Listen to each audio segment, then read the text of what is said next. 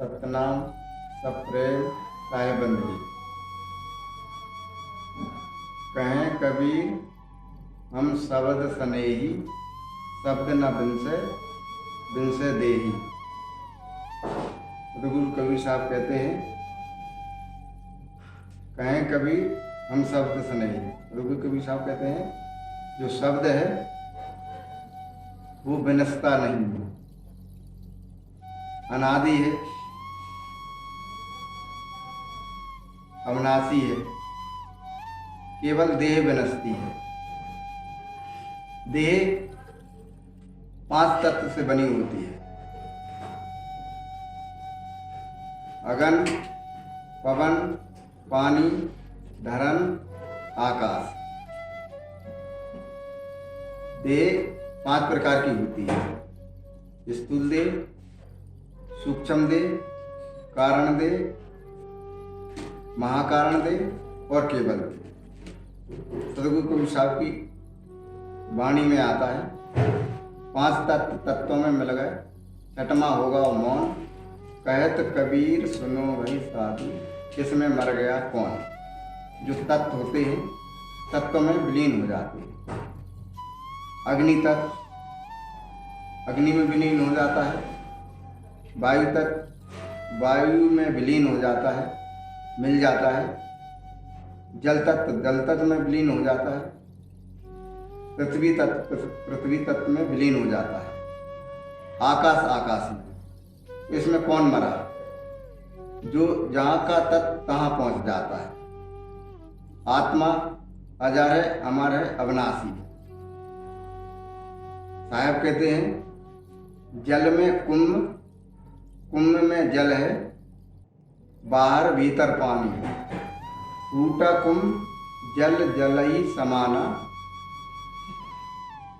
ए गति बिरले जानी। जिस प्रकार जल में कुंभ होता है तो कुंभ के अंदर जल भरा रहता है, बाहर भी जल भीतर भी जल। जब कुंभ फूट जाता है, विनस जाता है, तो वो पानी में मिल जाता है। ऐसे ही आत्मा अजर है, अमर है, अविनाशी है, केवल देह के बंधन में आकर जीव कहलाती है। जैसे आत्मा हंस है, परमहंस है। सदगुरु कबीर साहब कहते हैं कि जो देह होती है तत्वों से बनी रहती है, तत्वों में समा जाते हैं। जैसे श्वास बाहर और भीतर होती है। इस क्रिया को बीजक में हिडोला कहा, जिसे झूला कहते हैं। जीव श्वास के माध्यम से झूलता है। दूसरी क्रिया में इसको रेचक और कुम्भक कहा। कुंभ माना होता है घड़ा, रेचक माना हो झूला, बाहर फेंकना। श्वास बाहर फेंकती है और भीतर जाती है। अगर श्वास बाहर रह गई तो मृत्यु है, अगर श्वास अंदर रह गई तो मृत्यु है। इसलिए जीव श्वास के माध्यम से बाहर भीतर झूलता है। इसका नाम हिडोला है। बीजक में हिडोला कहा सदगुरु कबीर साहब। एक कबीर साहब का एक भजन आता है, उसमें कहा है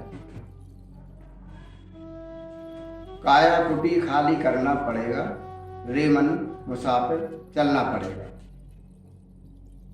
काया एक कुटिया के समान है, देह एक मकान के समान है। काया कुटी खाली करना पड़ेगा, रे मन मुसाफिर चलना पड़ेगा। भाड़े के क्वार्टर को क्या तू संभाले, जिस दिन तुझे घर का मालिक निकाले, उसका किराया भरना पड़ेगा, रे मन मुसाफिर निकलना पड़ेगा। आएगा नोटिस जमानत ना होगी, पास में तेरे अमानत ना होगी। बन करके कैद तुझे चलना पड़ेगा, रे मन मुसाफिर निकलना पड़ेगा। यम की अदालत में जब तू चढ़ेगा, पूछेगा हाकिम क्या तू कहेगा।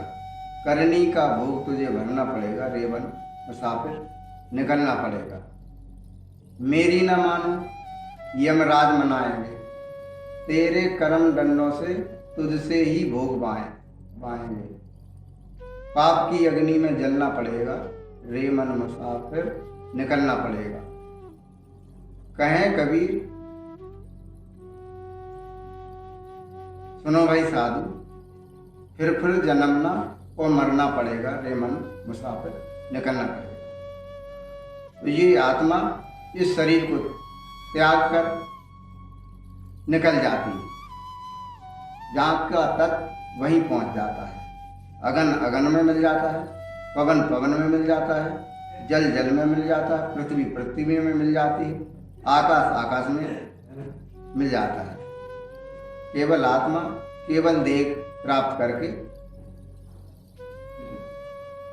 रहती है, और यह आत्मा नया स्थूल प्राप्त करने के लिए पहुंचती है। जैसे पुराना कपड़ा त्याग कर नया कपड़ा पहनते, ऐसे ही आत्मा पुराने शरीर को त्याग कर नए शरीर का धारण करती है। एक भजन साहब कहते हैं, हजूर कबीर साहब कहते हैं,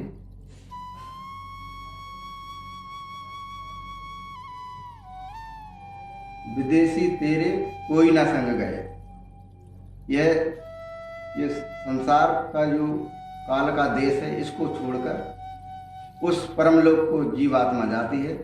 उस विषय में सदगुरु कबीर साहब कहते हैं, विदेशी तेरे कोई ना संग गए, मैखें उखरी पर्दे फट गए, तंबू उखड़ गए, डेरा लगन देर नहीं लागे, हंसा निकल गए, विदेशी तेरे कोई ना संग गए।